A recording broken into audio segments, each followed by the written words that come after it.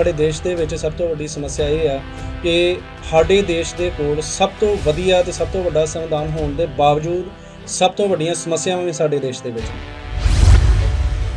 ਜਦੋਂ ਆਪਾਂ ਆਪਣੀ ਵਿਧਾਨ ਸਭਾ 'ਚ ਦੇਖਦੇ ਹਾਂ, ਲੋਕ ਸਭਾ 'ਚ ਦੇਖਦੇ ਹਾਂ, ਰਾਜ ਸਭਾ 'ਚ ਦੇਖਦੇ ਹਾਂ ਤੇ ਮਹਿਲਾਵਾਂ ਦੀ ਜਿਹੜੀ ਗਿਣਤੀ ਆ ਕਿਤੇ ਨਾ ਕਿਤੇ ਘੱਟ ਦਿਸਦੀ ਹੈ। ਜਿਹੜੀ ਟੈਕਨੋਲੋਜੀ ਆ ਇਹ ਜੈਂਡਰ ਇਕੁਐਲਿਟੀ ਲਿਆਉਣ ਦੇ ਵਿੱਚ ਜਿਹੜਾ ਕਿਸ ਤਰ੍ਹਾਂ ਮਦਦ ਕਰ ਸਕਦੀ ਹੈ?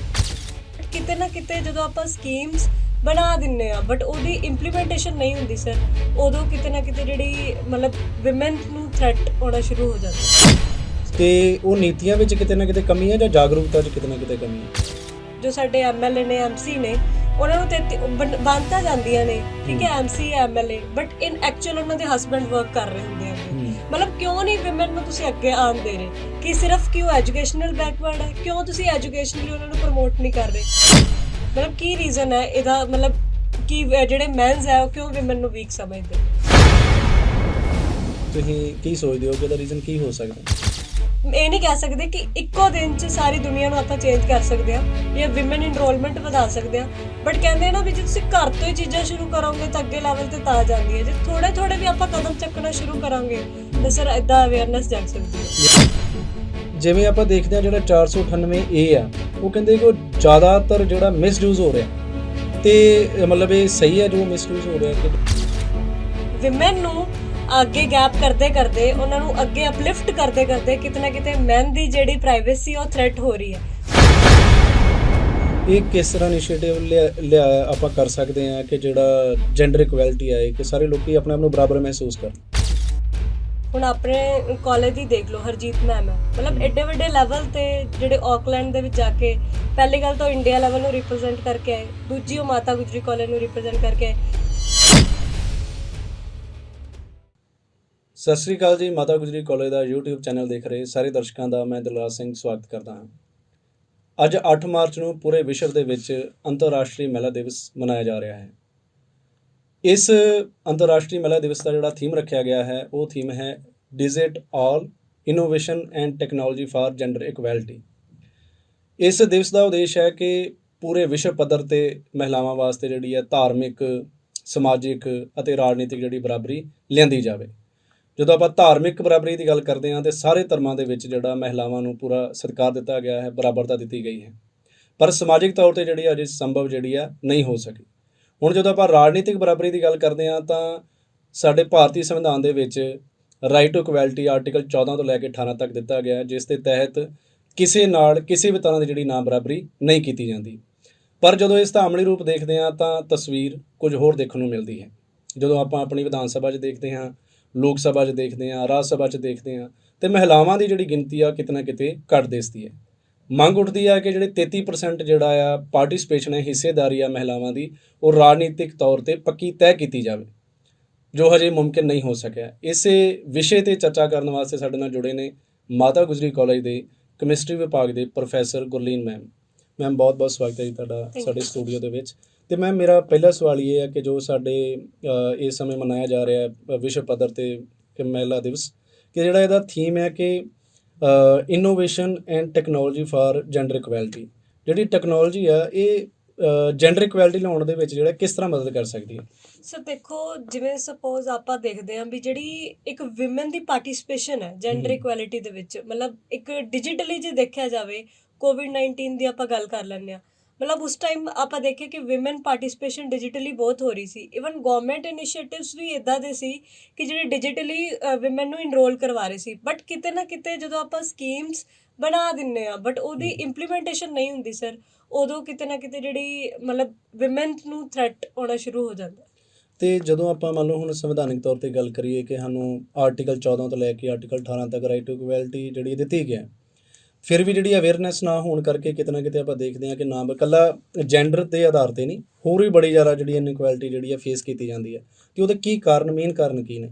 ਸਰ ਅਗਰ ਆਪਾਂ ਦੇਖੀਏ ਤਾਂ ਮਤਲਬ ਵੂਮਨਸ, ਜਿਵੇਂ ਹੁਣ ਤੁਸੀਂ ਰਾਈਟ ਟੂ ਇਕੁਐਲਿਟੀ ਦੀ ਗੱਲ ਕੀਤੀ, ਰਾਈਟ ਟੂ ਇਕੁਐਲਿਟੀ ਦੇ ਵਿੱਚ 15 ਆਰਟੀਕਲ ਦੇ ਵਿੱਚ ਵੀ ਜਿਹੜੀ ਐਕਸੈਪਸ਼ਨ ਹੈ ਵੂਮਨ ਦੀ, ਜਿਹੜੀ ਉਹਨਾਂ ਨੇ ਰਿਜ਼ਰਵੇਸ਼ਨ ਰੱਖੀ ਹੋਈ ਹੈ, but Ki in actual woman ਨੂੰ ਰਿਜ਼ਰਵੇਸ਼ਨ ਹਰ ਜਗ੍ਹਾ ਤੇ ਮਿਲ ਰਹੀ ਹੈ? ਤੁਸੀਂ ਪੰਜਾਬ ਦੀ ਗੱਲ ਕਰ ਲਓ ਸਰ, 33% ਰਿਜ਼ਰਵੇਸ਼ਨ ਵੂਮਨ ਨੂੰ ਦਿੱਤੀ ਹੋਈ ਹੈ। ਮਤਲਬ ਮੇਰਾ ਪਰਸਨਲ ਐਕਸਪੀਰੀਅੰਸ ਹੈ, ਜੋ ਸਾਡੇ ਐਮਐਲਏ ਨੇ, ਐਮਸੀ ਨੇ, ਉਹਨਾਂ ਨੂੰ 33 ਬਣਤਾ ਜਾਂਦੀਆਂ ਨੇ, ਠੀਕ ਹੈ, MC MLA, but in actual ਉਹਨਾਂ ਦੇ ਹਸਬੈਂਡ ਵਰਕ ਕਰ ਰਹੇ ਹੁੰਦੇ ਅੱਗੇ।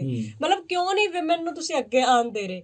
ਕਿ ਸਿਰਫ ਕਿ ਉਹ ਐਜੂਕੇਸ਼ਨਲ ਬੈਕਵਰਡ ਹੈ? ਕਿਉਂ ਤੁਸੀਂ ਐਜੂਕੇਸ਼ਨਲੀ ਉਹਨਾਂ ਨੂੰ ਪ੍ਰਮੋਟ ਨਹੀਂ ਕਰ ਰਹੇ? ਕਿਉਂ ਤੁਸੀਂ ਸੁਸਾਇਟੀ ਦੇ ਵਿੱਚ ਉਹਨਾਂ ਨੂੰ ਐਨਰੋਲ ਨਹੀਂ ਕਰ ਰਹੇ? ਕਿਉਂ ਤੁਸੀਂ ਸੁਸਾਇਟੀ ਦੇ ਵਿੱਚ ਉਹਨਾਂ ਨੂੰ ਉਤਾਰ ਨਹੀਂ ਰਹੇ? ਮਤਲਬ ਕੀ ਰੀਜ਼ਨ ਹੈ ਇਹਦਾ? ਮਤਲਬ ਕਿ ਜਿਹੜੇ ਮੈਨਸ ਹੈ ਉਹ ਕਿਉਂ ਵਿਮਨ ਨੂੰ ਵੀਕ ਸਮਝਦੇ?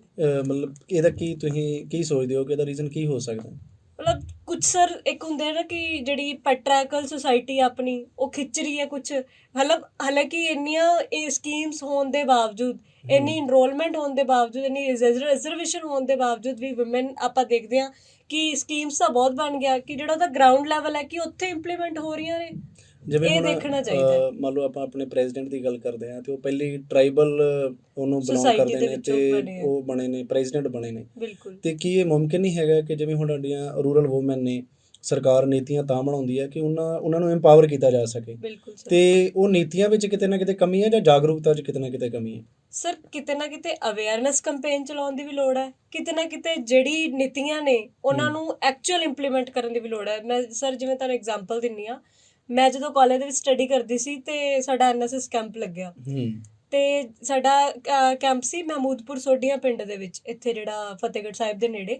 ਉੱਥੇ ਇੱਕ ਘਰ ਦਾ ਜਦੋਂ ਅਸੀਂ ਸਰਵੇ ਕਰ ਰਹੇ ਸੀ, ਮਤਲਬ ਅਸੀਂ ਜਦੋਂ ਇੱਕ ਸਰਵੇ ਕੀਤਾ ਉਹਨਾਂ ਦੀ ਫੈਮਿਲੀ ਦਾ, ਮਤਲਬ ਉਹਨਾਂ ਦੀ ਬੇਟੀ ਬਹੁਤ ਹੀ ਇੰਟੈਲੀਜੈਂਟ, ਉਹ ਕਹਿੰਦੇ ਵੀ ਬਸ ਅਸੀਂ ਅੱਗੇ ਉਹਨੂੰ ਪੜ੍ਹਾਉਣਾ ਨਹੀਂ, ਕਿ ਸਾਡੇ ਘਰ ਦਾ ਰਿਵਾਜ ਨਹੀਂ, ਵੀ ਬਸ 12 ਕਰਕੇ ਬਸ ਬਹੁਤ ਹੈ। ਮਤਲਬ ਫਿਰ ਮੈਂ ਸਮਝਾ ਕੇ ਆਈ ਵੀ ਜੇ ਇੰਨੇ ਇੰਟੈਲੀਜੈਂਟ ਨੇ, ਹਰ ਇੱਕ ਚੀਜ਼ ਇਹਨਾਂ ਨੂੰ ਪਤਾ ਹੈ, ਅਵੇਅਰਨੈਸ ਹੈ, ਵੀ ਤੁਸੀਂ ਇਹਨਾਂ ਨੂੰ ਕਿਉਂ ਨਹੀਂ ਅੱਗੇ ਪੜ੍ਹਾ ਰਹੇ? ਦੈਨ 3 ਮਹੀਨਿਆਂ ਬਾਅਦ ਮੈਨੂੰ ਕਾਲ ਆਈ ਕਿ ਉਹ ਕੁੜੀ ਨੂੰ ਹੁਣ ਕੰਪਿਊਟਰ ਦਾ ਡਿਪਲੋਮਾ ਕਰਵਾ ਰਹੇ ਨੇ। ਮਤਲਬ ਕਿਉਂ ਨਾ ਇਹ ਨਹੀਂ ਕਹਿ ਸਕਦੇ ਕਿ ਇੱਕੋ ਦਿਨ 'ਚ ਸਾਰੀ ਦੁਨੀਆ ਨੂੰ ਆਪਾਂ ਚੇਂਜ ਕਰ ਸਕਦੇ ਹਾਂ ਜਾਂ ਵਿਮਨ ਇਨਰੋਲਮੈਂਟ ਵਧਾ ਸਕਦੇ ਹਾਂ, ਬਟ ਕਹਿੰਦੇ ਆ ਨਾ ਵੀ ਜੇ ਤੁਸੀਂ ਘਰ ਤੋਂ ਹੀ ਚੀਜ਼ਾਂ ਸ਼ੁਰੂ ਕਰੋਗੇ ਤਾਂ ਅੱਗੇ ਲੈਵਲ ਤੇ ਤਾਂ ਜਾਂਦੀ ਹੈ। ਜੇ ਥੋੜੇ ਵੀ ਆਪਾਂ ਕਦਮ ਚੱਕਣਾ ਸ਼ੁਰੂ ਕਰਾਂਗੇ ਤਾਂ ਸਰ ਏਦਾਂ ਅਵੇਅਰਨੈਸ ਜਾਗ ਸਕਦੀ ਹੈ। ਜਿਵੇਂ ਹੁਣ ਆਪਾਂ ਦੇਖਦੇ ਹਾਂ ਕਿ ਜਿਵੇਂ ਦੇਖਿਆ ਗਿਆ ਕਿ ਜਿਹੜੀਆਂ ਮਹਿਲਾਵਾਂ ਨੇ ਉਹਨਾਂ ਲੰਬਾ ਸਮਾਂ ਜਿਹੜਾ ਆ ਕਿਤੇ ਨਾ ਕਿਤੇ ਸ਼ੋਸ਼ਣ ਹੰਢਾਇਆ, ਸਮਾਜਿਕ ਪੱਧਰ ਤੇ ਵੀ ਜਾਂ ਧਾਰਮਿਕ ਪੱਧਰ ਤੇ ਵੀ, ਤੇ ਉਹਨਾਂ ਨੂੰ ਐਮਪਾਵਰ ਕਰਨ ਵਾਸਤੇ ਜਿਹੜਾ ਉਹਨਾਂ ਨੂੰ ਕਾਨੂੰਨੀ ਅਧਿਕਾਰ ਦਿੱਤਾ ਗਿਆ, ਜਿਵੇਂ ਡੋਮੈਸਟਿਕ ਵਾਇਲੈਂਸ ਦਾ 498A। ਬਿਲਕੁਲ। ਤੇ ਉਹ ਜਿਹੜੀ ਐਮਪਾਵਰਮੈਂਟ ਦਿੱਤੀ ਗਈ ਹੈ, ਪਰ ਜਦੋਂ ਆਪਾਂ ਡਾਟਾ ਦੇਖਦੇ ਹਾਂ, ਰਿਪੋਰਟਾਂ ਦੇਖਦੇ ਹਾਂ, ਤੇ ਕਈ ਵਾਰੀ ਆਉਂਦਾ ਹੈ ਕਿ ਉਹਨੂੰ ਐਜ਼ ਏ ਵੈਪਨ, ਕਿਉਂਕਿ ਐਮਪਾਵਰਮੈਂਟ ਦਾ ਮਤਲਬ ਹੈ ਕਿ ਇਕੁਅਲ ਲੈ ਕੇ ਆਉਣਾ, ਇੰਪਾਵਰ ਕੀਤਾ ਜਾਂਦਾ ਕਿ ਇਕੁਅਲ ਲੈ ਕੇ ਆਉਣਾ। ਪਰ ਇਹ ਜਿਹੜਾ ਕਾਨੂੰਨ ਦਿੱਤਾ ਗਿਆ, ਜੋ ਆਪਾਂ ਰਿਪੋਰਟਸ ਦੀ, ਅੱਜ ਆਪਾਂ ਜੈਂਡਰ ਇਕੁਐਲਿਟੀ ਦੀ ਗੱਲ ਕਰ ਰਹੇ ਹਾਂ, ਉੱਥੇ ਇਕੱਲਾ ਉਹਨਾਂ ਨੇ ਵੂਮੈਨ ਦਾ ਨਹੀਂ ਰੱਖਿਆ, ਉਹਨਾਂ ਰੱਖਿਆ ਕਿ ਸਾਰੇ ਜਿਹੜੇ ਇਕੁਅਲ ਨੇ। ਤੇ ਜਿਵੇਂ ਆਪਾਂ ਦੇਖਦੇ ਹਾਂ ਜਿਹੜਾ 498A ਆ, ਉਹ ਕਹਿੰਦੇ ਕਿ ਉਹ ਜ਼ਿਆਦਾਤਰ ਜਿਹੜਾ ਮਿਸਯੂਜ਼ ਹੋ ਰਿਹਾ, ਤੇ ਮਤਲਬ ਇਹ ਸਹੀ ਹੈ ਜੋ ਮਿਸਯੂਜ਼ ਹੋ ਰਿਹਾ ਕਿ ਜੋ ਵਰਤਿਆ ਜਾਂਦਾ? ਨਹੀਂ ਸਰ ਦੇਖੋ, ਕਹਿੰਦੇ ਆ ਨਾ ਕਿ ਇੱਕ ਬੜੀ ਜਨਰਲ ਜੀ ਗੱਲ ਹੈ ਕਿ ਐਵਰੀਥਿੰਗ ਐਕਸੈਸ ਇਨ ਬੈਡ। ਵਿਮਨ ਦੀ ਜਿਹੜੀ ਆਪਾਂ ਕਹਿੰਦੇ ਨਾ ਕਿ ਜੈਂਡਰ ਇਕੁਐਲਿਟੀ ਤੇ ਮੈਨੂੰ ਨਹੀਂ ਲੱਗਦਾ, ਮਤਲਬ ਬੀਇੰਗ ਅ ਫੀਮੇਲ, ਮੈਨੂੰ ਏਦਾਂ ਲੱਗਦਾ ਕਿ ਵਿਮਨ ਦੀ ਜਿਹੜੀ ਜ਼ਿਆਦਾ ਇਨਰੋਲਮੈਂਟ ਵੀ ਵੱਧ ਰਹੀ ਹੈ ਅਕੋਰਡਿੰਗ ਟੂ ਮੈਨ। ਕਿ ਜਿਹੜੀ ਆਪਾਂ ਪੁਰਾਣੀਆਂ ਰਿਪੋਰਟਸ ਦੇਖ ਰਹੇ ਹਾਂ, ਜਿਹੜਾ gender gap report World Economic Forum ਜਿਹੜੀ ਪਬਲਿਸ਼ ਕਰਦੀ ਹੈ, ਉਹਦੇ 'ਚ ਵੀ ਜਿਹੜਾ ਰੈਂਕ ਹੈ ਆਪਣਾ ਹੁਣ ਅੱਛਾ ਚੱਲ ਰਿਹਾ ਅਕੋਰਡਿੰਗ ਟੂ ਜਿਹੜੇ ਪ੍ਰੀਵੀਅਸ ਈਅਰਸ ਨੇ। ਮਤਲਬ ਮੈਨੂੰ ਏਦਾਂ ਲੱਗ ਰਿਹਾ ਕਿ ਆਪਾਂ ਉਹਨੂੰ ਵਿਮਨ ਨੂੰ ਅੱਗੇ ਗੈਪ ਕਰਦੇ ਕਰਦੇ, ਉਹਨਾਂ ਨੂੰ ਅੱਗੇ ਅਪਲਿਫਟ ਕਰਦੇ ਕਰਦੇ, ਕਿਤੇ ਨਾ ਕਿਤੇ ਮੈਨ ਦੀ ਜਿਹੜੀ ਪ੍ਰਾਈਵੇਸੀ ਉਹ ਥ੍ਰੈਟ ਹੋ ਰਹੀ ਹੈ, ਉਹਨਾਂ ਦੀ ਜਿਹੜੀ ਮਤਲਬ ਇਨ ਹਿਊਮਨ ਪਾਵਰ ਹੈ, ਵਿਮਨ ਮਿਸਯੂਜ਼ ਕਰ ਰਹੀਆਂ ਨੇ ਮੈਨ ਦੀ ਨੂੰ। ਮਤਲਬ ਜਿਵੇਂ ਤੁਸੀਂ ਦੱਸ ਰਹੇ ਹੋ ਕਿ ਜਿਹੜੀਆਂ ਰਿਪੋਰਟਸ ਨੇ ਉਹ ਨੈਗੇਟਿਵ ਆ ਰਹੀਆਂ ਨੇ, ਕਿਤੇ ਨਾ ਕਿਤੇ ਮਤਲਬ ਝੂਠੀ ਕਈ ਵਾਰੀ ਦਰਜ ਕਰ ਦਿੰਦੀਆਂ ਨੇ, ਉਹ ਇਹੀ ਹੈ ਕਿ ਜਿਹੜੀ ਪਾਵਰ ਮਿਲੀ ਹੋਈ ਹੈ ਉਹਦਾ ਮਿਸਯੂਜ਼ ਹੋ ਰਿਹਾ। ਮਤਲਬ ਇੱਦਾਂ ਥੋੜ੍ਹਾ ਜਿਹਾ ਜਿਹੜਾ ਆਪਾਂ ਕਹਿ ਸਕਦੇ ਹਾਂ ਕੌਨਸਟੀਟਿਊਸ਼ਨ ਦੇ ਅਕੋਰਡਿੰਗ ਥੋੜ੍ਹੀ ਲਿਮਿਟਸ ਉਹਨਾਂ ਦੇ ਉੱਤੇ ਲਾਉਣੀ ਚਾਹੀਦੀਆਂ ਨੇ। ਮਤਲਬ ਪੂਰੀ ਦੋਨੋਂ ਦੀ ਪ੍ਰੋਸੀਡਿੰਗਸ ਦੇ ਨਾਲ ਜੋ ਰਿਜ਼ਲਟ ਆਊਗਾ ਉਸ ਤੋਂ ਬਾਅਦ ਡਿਸੀਜ਼ਨ ਲਿਆ ਜਾਏਗਾ। ਪਰ ਜਿਵੇਂ ਆਪਾਂ ਹੁਣ ਆਪਣਾ ਕਨਸਟੀਟਿਊਸ਼ਨ ਦੇਖਦੇ ਹਾਂ, ਕਨਸਟੀਟਿਊਸ਼ਨ ਦੇ ਵਿੱਚ ਕਿਉਂਕਿ ਉਹਨਾਂ ਨੇ ਸਾਰਿਆਂ ਨੂੰ ਬਰਾਬਰਤਾ ਦਿੱਤੀ, ਉਹਨਾਂ ਨੇ ਇੱਕ ਪਾਰਟੀਕੂਲਰ ਕੋਈ ਜੈਂਡਰ ਨੂੰ ਉਹਨਾਂ ਨੇ ਉਹ ਨਹੀਂ ਕੀਤਾ ਕਿ ਇਹ ਜੈਂਡਰ ਜਿਹੜਾ ਇਹਨੂੰ ਖਾਸ ਅਧਿਕਾਰ ਦੇ ਰਹੇ ਹਾਂ ਤੇ ਇਹਨਾਂ ਨੂੰ ਆਪਾਂ ਨਹੀਂ ਦੇ ਰਹੇ। ਬਿਲਕੁਲ। ਤੇ ਪਰ ਜਦੋਂ ਆਪਾਂ ਹਕੀਕੀ ਤੌਰ ਤੇ ਦੇਖਦੇ ਹਾਂ ਕਿ ਮਤਲਬ ਜਦੋਂ ਕੋਈ ਗਰਾਊਂਡ ਦੀ ਕੋਈ ਰਿਐਲਿਟੀ ਸਾਹਮਣੇ ਆਉਂਦੀ ਹੈ ਤੇ ਕਾਨੂੰਨ ਆਪਣੀ ਦਖਲ ਦਿੰਦਾ ਹੈ ਕਿ ਆਪਾਂ ਇਹਨਾਂ ਨੂੰ ਐਮਪਾਵਰ ਕਰਾਂਗੇ। ਪਰ ਜਦੋਂ ਆਪਾਂ ਉਹ ਚੀਜ਼ ਦਾ ਦੇਖਦੇ ਹਾਂ ਕਿ ਉਹਦਾ ਜਦੋਂ ਮਿਸਯੂਜ਼ ਹੁੰਦਾ ਹੈ, ਉਹਦਾ ਮਿਸਯੂਜ਼ ਕੀਤਾ ਜਾਂਦਾ ਹੈ, ਤੇ ਉਹਨੂੰ ਕਿਸ ਤਰ੍ਹਾਂ ਮਤਲਬ ਰੋਕਿਆ ਜਾ ਸਕਦਾ? ਮਿਸਯੂਜ਼ ਸਰ ਜਿੱਦਾਂ ਪਹਿਲਾਂ ਵੀ ਤੁਸੀਂ ਕਿਹਾ ਕਿ ਜਿਵੇਂ ਕੇਸਿਸ, ਜਿਵੇਂ ਹੁਣ ਆਪਾਂ ਸਿੰਗਰ ਦੀ ਗੱਲ ਕਰ ਲੈਂਦੇ ਹਾਂ, ਮਤਲਬ ਮੇਰੇ ਅਕੋਰਡਿੰਗ ਇਹ ਹੈ ਕਿ ਪਹਿਲਾਂ ਦੋਨਾਂ ਦੇ ਫੈਮਿਲੀ ਕੋਲੈਪਸ ਹੈ ਜਿਹੜੇ ਉਹਨਾਂ ਨੂੰ ਚੈੱਕ ਕਰਨਾ ਚਾਹੀਦਾ ਹੈ ਕਿ ਹਾਂ ਕਿ ਐਕਚੁਅਲ ਕੀ ਚੀਜ਼ਾਂ ਚੱਲ ਰਹੀਆਂ ਸੀ ਵਿਦ ਪ੍ਰੂਫ। ਜਿਹੜੀ ਪ੍ਰੋਸੀਡਿੰਗ ਹੈ ਦੇਣੀ ਚਾਹੀਦੀ ਹੈ, ਇਹ ਨਹੀਂ ਕਿ ਵਿਮਨ ਨੇ ਕੇਸ ਪਾਤਾ ਤੇ ਉਹਨੂੰ ਐਕਸੈਪਟ ਕਰ ਲਓ।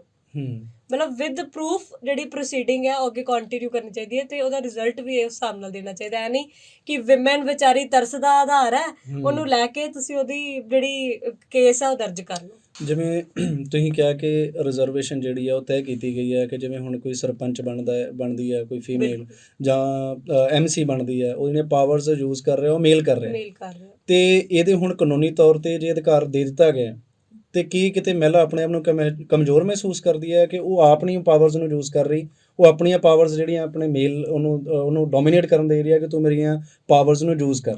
ਇਹਦਾ ਕਾਰਨ ਕੀ ਮੰਨਦੇ ਹੋ? ਇਹਦਾ ਸਰ ਮਤਲਬ ਅਗਰ ਮੈਂ ਪਰਸਨਲੀ ਦੱਸਾਂ ਵੀ ਜਦੋਂ ਮਤਲਬ ਮੈਨੂੰ ਕੋਈ ਕੰਮ ਸੀ, ਮੈਂ ਸਰਟੀਫਿਕੇਟ 'ਤੇ ਸਾਈਨ ਕਰਵਾਉਣਾ ਸੀ, ਮਤਲਬ ਉਸ ਲੇਡੀ ਦਾ ਆਨਸਰ ਇਹ ਸੀ ਕਿ ਜਦੋਂ ਹਸਬੈਂਡ ਹੋਣਗੇ ਮੈਂ ਸਾਈਨ ਕਰੂੰਗੀ ਤਾਂ ਸਾਈਨ ਕਰੂੰਗੀ। ਦੈਟ ਮੀਨਸ ਕਿਤੇ ਨਾ ਕਿਤੇ ਹਸਬੈਂਡ ਉਹਦੀ ਪਾਵਰ ਨੂੰ ਟੈਕਲ ਕਰ ਰਿਹਾ, ਕਿਤੇ ਨਾ ਕਿਤੇ ਉਹਨਾਂ 'ਚ ਆਪਸ 'ਚ ਮਿਸਕਨਵਰਸੇਸ਼ਨ ਹੋ ਸਕਦੀ ਹੈ ਅਗਰ ਉਹ ਸਾਰੀਆਂ ਪਾਵਰਸ ਯੂਜ਼ ਕਰ ਸਕਦੀ ਹੈ। ਮਤਲਬ ਪਹਿਲਾਂ ਤਾਂ ਜਿਹੜੀ ਵਾਕਈ ਜਿਹੜੀ ਜੈਂਡਰ ਇਕੁਐਲਿਟੀ ਇਕੁਅਲ ਲੈਵਲ 'ਤੇ ਹੀ ਹੋਣੀ ਚਾਹੀਦੀ ਹੈ ਵੀ ਜੇ ਵਿਮਨ ਦੀ ਸੀਟ ਹੈ ਤਾਂ ਉਹਨੂੰ ਹੀ ਆਪਣਾ ਹੱਕ ਅੱਗੇ ਜਾ ਕੇ ਲੜਨਾ ਚਾਹੀਦਾ ਹੈ। ਤੇ ਜਿਹੜੀਆਂ ਪ੍ਰੋਬਲਮਸ ਨੇ, ਜਿਵੇਂ ਆਪਾਂ ਕਹਿ ਰਹੀ MC ਇੱਕ ਗਲੀ ਦਾ ਹੁੰਦਾ ਹੈ ਨਾ, ਇੱਕ ਮੁਹੱਲੇ ਦਾ ਹੁੰਦਾ, ਤੇ ਇਹ ਪ੍ਰੋਬਲਮਸ ਵਿਮਨਸ ਨੂੰ ਹੀ ਟੈਕਲ ਕਰਨੀਆਂ ਚਾਹੀਦੀਆਂ ਨੇ। ਉਹ ਕਹਿੰਦੇ ਨਾ ਵੀ ਇੱਕ ਪਹਿਲੇ ਜ਼ਮਾਨੇ 'ਚ ਰਾਜਿਆਂ ਦੀ ਗੱਲ ਹੁੰਦੀ ਸੀ ਵੀ ਰਾਜੇ ਦੀ ਸੀਟ ਹੁੰਦੀ ਸੀ, ਦਿਮਾਗ ਉਹਦੇ ਜਿਹੜੇ 9 ਰਤਨ ਹੁੰਦੇ ਸੀ ਉਹਨਾਂ ਦਾ ਚੱਲਦਾ ਸੀ। ਅੱਜ ਕੱਲ੍ਹ ਉਹ ਹਿਸਾਬ ਹੋਇਆ ਪਿਆ ਸਰ।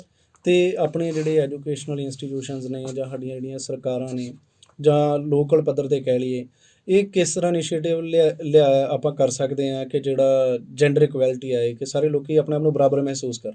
ਸਰ ਆਈ ਥਿੰਕ ਜਿੱਦਾਂ ਮੈਂ ਕਹਿ ਸਕਦਾ ਜਿਵੇਂ ਸਪੋਰਟਸ ਹੈ, ਹੁਣ ਆਪਣੇ ਕਾਲਜ ਹੀ ਦੇਖ ਲਓ, ਹਰਜੀਤ ਮੈਮ ਹੈ, ਮਤਲਬ ਐਡੇ ਵੱਡੇ ਲੈਵਲ 'ਤੇ ਜਿਹੜੇ ਆਕਲੈਂਡ ਦੇ ਵਿੱਚ ਜਾ ਕੇ ਪਹਿਲੀ ਗੱਲ ਤਾਂ ਇੰਡੀਆ ਲੈਵਲ ਨੂੰ ਰਿਪਰੈਜ਼ੈਂਟ ਕਰਕੇ ਆਏ, ਦੂਜੀ ਉਹ ਮਾਤਾ ਗੁਜਰੀ ਕਾਲਜ ਨੂੰ ਰਿਪਰੈਜ਼ੈਂਟ ਕਰਕੇ ਆਏ। ਕਿ ਤੁਹਾਨੂੰ ਨਹੀਂ ਲੱਗਦਾ ਕਿ ਇਹਨਾਂ ਨੂੰ ਮਤਲਬ ਆਪਣੇ ਵਰਗੇ ਹੀ ਲੋਕ ਇਹਨਾਂ ਨੂੰ ਪ੍ਰਮੋਟ ਕਰਨ ਕਿ ਗਵਰਨਮੈਂਟ ਜੋਬ ਵਿੱਚ ਇਹਨਾਂ ਦੀ ਜਿਹੜੀ ਸਕਸੀਡ ਹੈ, ਪ੍ਰਮੋਸ਼ਨ ਹੈ, ਉਹ ਹੋਵੇ? ਇਹ ਇੱਕ ਚੰਗਾ ਇਨੀਸ਼ੀਏਟਿਵ ਹੋਏਗਾ ਕਿਉਂਕਿ ਇਹ ਬੜੀ ਵੱਡੀ ਅਚੀਵਮੈਂਟ ਹੈ ਕਿ ਅੰਤਰਰਾਸ਼ਟਰੀ ਪੱਧਰ 'ਤੇ ਜਿਹੜਾ ਉਹਨਾਂ ਨੇ ਇੰਡੀਆ ਨੂੰ ਰਿਪਰੈਜ਼ੈਂਟ ਕੀਤਾ। ਹਾਂ, ਤੇ ਜਦੋਂ ਆਪਾਂ ਆਪਣੇ ਮੰਨ ਲਓ ਇੰਡੀਆ ਦੇ ਵਿੱਚ ਗੱਲ ਕਰਦੇ ਹਾਂ, ਕਿਉਂਕਿ ਸਾਡੇ ਦੇਸ਼ ਦੇ ਵਿੱਚ ਬਹੁਤ ਸਾਰੇ ਧਰਮ ਨੇ, ਬਹੁਤ ਸਾਰੀਆਂ ਭਾਸ਼ਾਵਾਂ ਨੇ, ਬਹੁਤ ਸਾਰੇ ਕਲਚਰ ਨੇ। ਬਿਲਕੁਲ। ਤੇ ਜਦੋਂ ਆਪਾਂ ਇਤਿਹਾਸ ਪੜ੍ਹਦੇ ਹਾਂ ਕਿ ਜਿਵੇਂ ਪਹਿਲਾਂ ਸਤੀ ਪ੍ਰਥਾ ਹੁੰਦੀ ਸੀ, ਫਿਰ ਉਹਨੂੰ ਰਾਜਾ ਰਾਮ ਮੋਹਨ ਰਾਏ ਨੇ ਆਵਾਜ਼ ਚੱਕੀ ਤੇ ਉਹਨੂੰ ਫਿਰ ਖਤਮ ਕੀਤਾ ਗਿਆ। ਪਰ ਅੱਜ ਵੀ ਜਦੋਂ ਕਈ ਵਾਰੀ ਆਪਾਂ ਕੁਛ ਹਿਊਮਨ ਰਾਈਟਸ ਦਾ ਡਾਟਾ ਪੜ੍ਹਦੇ ਹਾਂ ਤੇ ਕੁਛ ਸਟੇਟਾਂ ਦੇ ਵਿੱਚੋਂ ਕੁਛ ਕੁ ਕੇਸ ਰਿਪੋਰਟ ਹੁੰਦੇ ਨੇ ਕਿ ਜਿੱਥੇ ਅੱਜ ਵੀ ਮਹਿਲਾਵਾਂ ਜਿਹੜੀਆਂ ਨੇ ਉਹ ਧਾਰਮਿਕ ਤੌਰ 'ਤੇ ਕਹਿ ਲਓ ਜਾਂ ਇੱਕ ਜਿਹੜੇ ਗਲਤ ਰੀਤੀ ਰਿਵਾਜ ਬਣੇ ਹੋਏ ਨੇ ਉਹਦੇ ਤੌਰ 'ਤੇ ਉਹਨਾਂ ਦਾ ਸ਼ੋਸ਼ਣ ਹੋ ਰਿਹਾ, ਤੇ ਉਹ ਕੇਸ ਰਿਪੋਰਟ ਹੋਣ ਦੇ ਬਾਵਜੂਦ ਵੀ ਇਵੇਂ ਦੇ ਕੇਸ ਨਹੀਂ ਰੁਕ ਰਹੇ।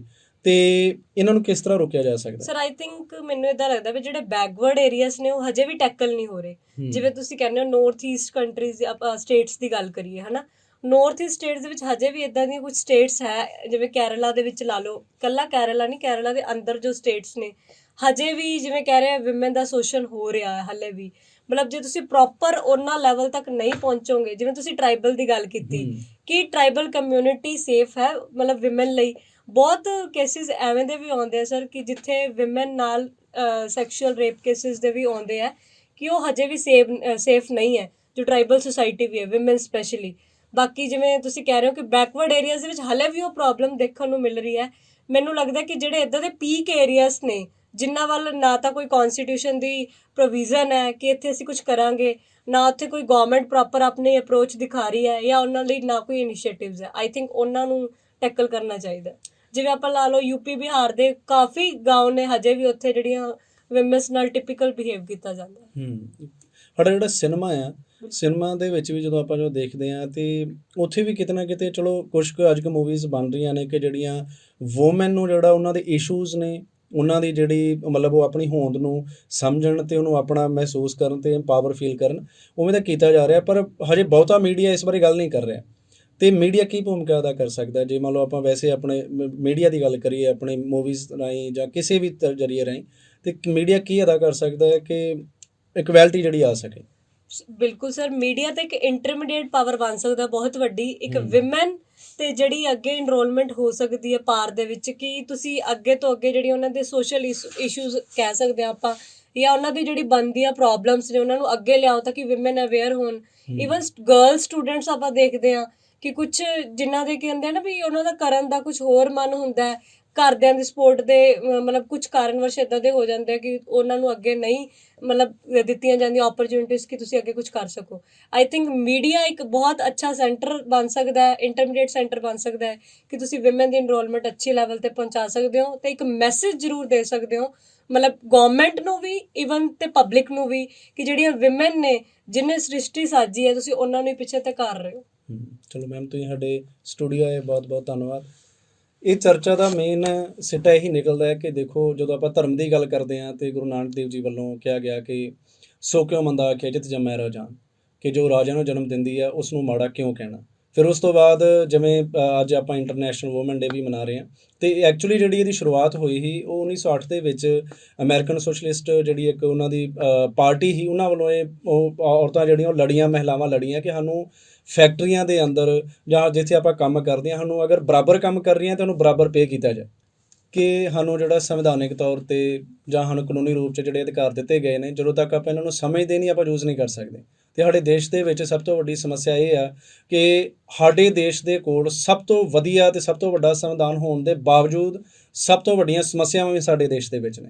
ਇਹਦਾ ਕਾਰਨ ਇਹੋ ਹੀ ਹੈ ਕਿ ਆਪਾਂ ਆਪਣੇ ਸੰਵਿਧਾਨ ਨੂੰ, ਆਪਣੇ ਕਾਨੂੰਨ ਨੂੰ ਪੜ੍ਹਦੇ ਨਹੀਂ, ਉਹਦੀ ਇੰਟਰਪ੍ਰੀਟੇਸ਼ਨ ਨਹੀਂ ਕਰਦੇ। ਅਤੇ ਇਸ ਸਮੇਂ ਅੱਜ ਜਦੋਂ ਆਪਾਂ ਜੈਂਡਰ ਇਕੁਐਲਿਟੀ ਦੇ ਰਿਲੇਟਡ ਜਿਹੜਾ ਦਿਨ ਮਨਾ ਰਹੇ ਹਾਂ, ਅਤੇ ਸਾਨੂੰ ਸਾਰਿਆਂ ਨੂੰ ਸਮਝਣ ਦੀ ਲੋੜ ਹੈ ਕਿ ਆਪਾਂ ਆਪਣੇ ਕਾਨੂੰਨ ਨੂੰ ਸਮਝੀਏ, ਆਪਣੇ ਸੰਵਿਧਾਨ ਨੂੰ ਸਮਝੀਏ, ਅਤੇ ਜੋ ਜੋ ਸਾਡੀ ਹੋਂਦ ਹੈ ਉਹਨੂੰ ਸਵੀਕਾਰੀਏ ਅਤੇ ਉਹ 'ਤੇ ਮਾਣ ਕਰੀਏ। ਅਤੇ ਅਗਲੇ ਜਿਹੜੇ ਪ੍ਰੋਗਰਾਮ ਦੇ ਵਿੱਚ ਆਪਾਂ ਫਿਰ ਨਵੇਂ ਵਿਸ਼ੇ ਨਾਲ ਤੁਹਾਡੇ ਸਾਹਮਣੇ ਰੂਬਰੂ ਹੋਵਾਂਗੇ। ਤਦ ਤੱਕ Mata Gujri college YouTube channel ਜਿਹੜਾ ਦੇਖਦੇ ਰਹੋ। ਧੰਨਵਾਦ।